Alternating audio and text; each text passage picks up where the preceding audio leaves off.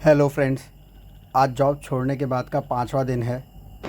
तो मैंने सोचा कि यार वो कुछ जो पुराने पेंडिंग काम रह गए हैं उनको निपटाया जाए। उसमें से एक पेंडिंग काम था मेरा हेल्थ को लेके। कुछ 1 साल पहले मैंने टेस्ट कराया था, मेरे B12 बहुत कम निकला था। तो डॉक्टर ने कहा था अभी B12 इंजेक्शन का कोर्स ले लो। मैंने सोचा कि भाई नेचुरली बढ़ाएंगे। उसके बाद मैंने अभी अप्रैल में टेस्ट कराया, पहले से भी कम हो गया। तो अप्रैल से मेरा ड्यू है। मैंने सोचा था इंजेक्शन ले लेता हूँ, कोर्स ले लेता हूँ, लेकिन कुछ बिजीनेस के चक्कर में, कुछ लेजीनेस के चक्कर में मैं करवा नहीं पाया। और जॉब वालों का क्या रहता है ना कि किसी भी चीज़ को अगर दोष देना तो जॉब को देते हैं। तो वैसे मैं भी जब भी जॉब को देता हूँ कि टाइम ही नहीं मिला कभी कहीं जाने का। मंडे टू सैटरडे तो जॉब ही रहती थी, इस वजह से ही डिले होता गया। खैर वो सब बहाने हैं, लेकिन मैं अब निकला हूँ पुराने सब काम निपटाने के लिए। तो मैं अभी जा रहा हूँ B12 का इंजेक्शन लेने के लिए। ये है, इसकी भी मैं ब्रांडिंग कर रहा हूँ। तो वो करवाने के बाद में फिर और कोई दूसरे काम है तो उनको भी निपटा के आपको अपडेट देता रहूँगा।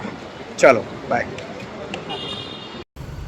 हो गया है, इंजेक्शन लग गया है। दर्द बिल्कुल नहीं हुआ। खैर डर लग रहा था, पता नहीं कितना दर्द होता है। किसी ने डराया था कि इंजेक्शन लगने के बाद में बहुत पेन होता है, पर वो तो नहीं लग रहा अभी।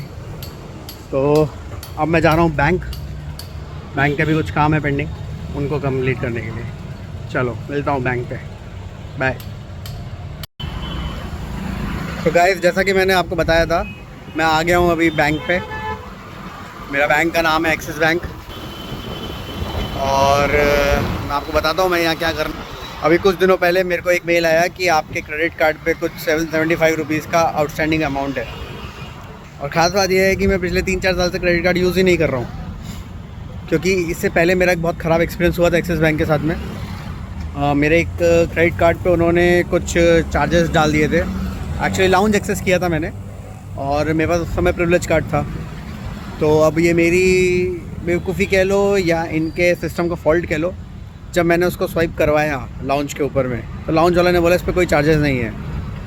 ठीक है, तो मैंने एक सेकंड उससे वो वापस पूछा कि एक बार और स्वाइप करके देखो कि उसमें चार्ज आता है कि नहीं आता है। तो उसने तब भी बोला कि इस पर कोई चार्जेस नहीं है।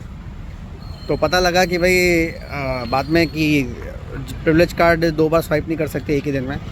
फिर मेरे को जब चार्जेस आए तब से मैंने उनको मेल लिखना स्टार्ट किया एक्सिस बैंक को।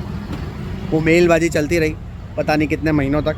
उसके बाद में फिर सब बंद हो गया। बहुत बहस भी हुई, बहुत कुछ हुआ, क्योंकि इन्होंने मेरे चार्जेस जोड़ते गए, वेवर नहीं किए, जबकि मैं उनका प्रिविलेज कस्टमर था। फिर उसके बाद में काफ़ी टाइम निकल गया, मैं भी दिमाग से निकल गया। और फिर पता लगा कि एक दिन मेरे पास एक स्टेटमेंट आया जिसमें इन्होंने मेरे को पेनल्टी, GST सब लगा के 15,000 रुपये का आउटस्टैंडिंग बता दिया, जो कि पहले 4,000 रुपये का था। फिर मैंने कंप्लेंट करी RBI ओम्बड्समैन में, बट उस पर भी कुछ ऐसा कुछ उनका रिप्लाई खास आया नहीं। फिर अल्टीमेटली एक्सिस बैंक ने क्या किया कि उन्होंने मेरा एक जॉइंट अकाउंट था मम्मी के साथ में, उसमें से पैसे काट लिए। अब उस चीज़ पे तो मैंने अभी तक उनको केस किया ही नहीं कि how can you deduct money from a joint account from with some other person. वो तो अभी तक पेंडिंग ही था, पर वो बैंक अकाउंट चल रहा है। और ये अभी एक नया लफड़ा इन्होंने कर दिया कि एक और क्रेडिट कार्ड में पेमेंट जोड़ दिया। तो मैं जाके अभी सुलझाने की कोशिश करता हूँ, और फ्री टाइम का यूज़ ऐसे ही करें। चलो बताता हूँ आपको क्या होता है अंदर। गाइस, अभी कुछ हुआ नहीं है, निकला हूँ मैं बैंक से। उन्होंने बोला है कि कंप्लेंट लॉक करिए पोर्टल पे जाके। देखता हूँ, कंप्लेंट लॉक करता हूँ, क्या पता इस बार शायद मेरा काम ये लोग कर दें। चलो अब मिलेंगे अगले वीडियो तक, तब तक के लिए बाय।